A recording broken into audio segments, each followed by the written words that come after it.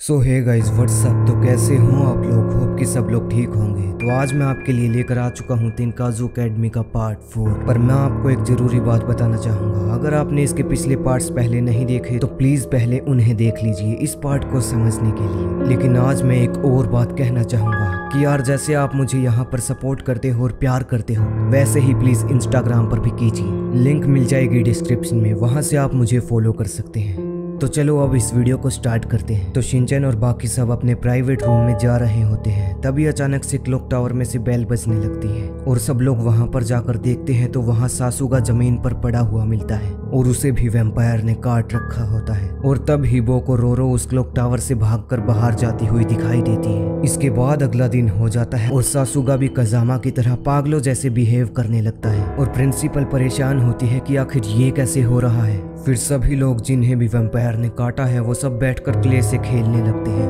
और चीजियो और नैनी साइड में बैठकर उन्हें देख रही होती है। और नैनी कहती है कि शायद सासुगा को 33 के पीछे का रहस्य पता चल गया था, इसीलिए उस वैम्पायर ने इसको रास्ते से हटाने के लिए काट लिया। फिर चीजियो सासुगा को देखकर थोड़ा सोचने लगती है। फिर यहाँ से सीन कट हो जाता है और अगले सीन में दिखाते हैं कि सासुगा खाना खा रहा होता है और उसकी लाइट पॉइंट्स तेजी से घटते जा रहे हैं। फिर नैनी की नज़र सासुगा के साइड में बैठी आगेहा पर पड़ती है और कहती है कि इस पर भी मुझे बहुत ज़्यादा शक है। एंड अगले सीन में शिनचैन अपने ही स्टाइल में भागकर याकिसोबा बंस लेने जाता है, पर शिनचैन देखता है कि उसके पीछे मसाओ साइकिल चलाते हुए तेजी से आगे बढ़ रहा है। पर मसाओ ज़्यादा तेज साइकिल चलाने की वजह से गिर जाता है और शिनचैन याकिसोबा बंस की ओर पहुंच जाता है, पर वो देखता है कि सभी बंस पहले ही किसी ने ले लिए हैं। फिर स्टाफ वाले लोग बताते हैं कि किरीतारो सभी बंस लेकर उस तरफ गया है। फिर शिनचैन भागकर किरीतारो के पास जाता है और उसे रोक लेता है, पर वो शिनचैन को तभी घूर कर आगे चला जाता है। फिर शिनचैन बेंच पर बैठकर बचा हुआ खाना खाने लगता है और चीजियो कहती है कि मसाओ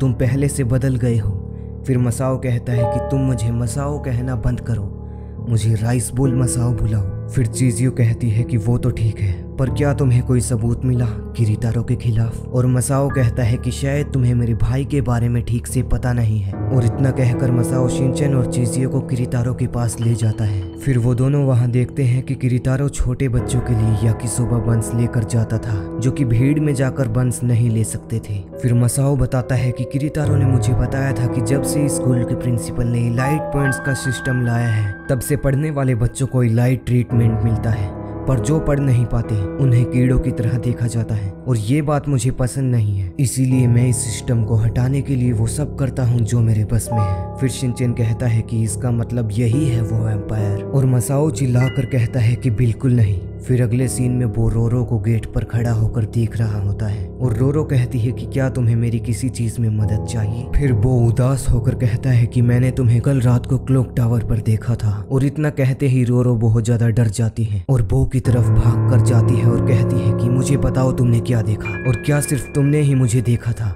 और अगर हाँ तो तुमने किसी को बताया तो नहीं? एंड वो कहता है कि नहीं, मैंने किसी को नहीं बताया। फिर रोरो कहती है कि किसी को बताना भी मत, और वहां से चली जाती है। फिर अगले सीन में नैनी बाथरूम में जाती है जहां पर आगेहा होती है और आगेहा को घूरने लगती है कि क्या तुम ये सोच रही हो कि मैं वैम्पायर हूँ? अगर हाँ तो मैं बता दूं कि मैं वैम्पायर नहीं हूँ। फिर नैनी कहती है कि पर मैंने तो ऐसा कुछ कहा भी नहीं, और आगेहा कहती है कि पर तुम्हें मुझ पर शक पूरा है। फिर आगेहा कहती है कि क्या पता चीजियो अपनी टांग में चोट लगने का सिर्फ नाटक करती हो और वही रात होते ही वैम्पायर बन जाती हो। फिर चीजियो टॉयलेट से बाहर निकलती है और कहती है कि आगेहा फालतू की अफवाह फैलाना बंद करो। फिर नैनी सोचती है कि कहीं चीजियो ही वैम्पायर तो नहीं है। फिर अगले सीन में क्लॉक टावर में वही वैम्पायर खड़ा होता है और उसने अपने हाथ में शिनचैन और बाकी सबकी फोटो ले रखी होती है और बोलता है कि मेरे नेक्स्ट टारगेट यही है। फिर अगले सीन में वो जंगल में छुपकर रोरो को देख रहा होता है और दूसरी साइड चीजियो बाकी सब लोगों को मैराथन करते हुए देख रही होती है और उदास होती है और शिनचैन को कहती है कि मैं स्कूल छोड़ने का सोच रही हूँ क्योंकि मेरे मोम डैड बहुत मुश्किल से मुझे पढ़ा पाते हैं और वैसे भी अब मैं भाग नहीं सकती तो मुझे हार मान लेनी चाहिए। फिर शिनचैन कहता है कि मेरे डैड ने कहा था कि कोशिश किए बिना हार मानना अच्छी बात नहीं है, और चीजियो स्माइल करती है। एंड इतने में ही वहाँ ओत्सुमो आ जाती है और शिनचैन को कहती है तुम्हें वाकिनो मैम ने बुलाया है। फिर शिनचैन बहुत ज्यादा खुश हो जाता है और ओत्सुमन के साथ जाने लगता है और कजामा उसे क्लास से निकलकर डर के साथ देखता है एंड अगले सीन में नैनी को भी टेंशन होती है कि क्या सब लोग ठीक से इन्वेस्टिगेट कर तो रहे हैं ना, और बोलती है कि आखिर उस वैम्पायर को चाहिए क्या।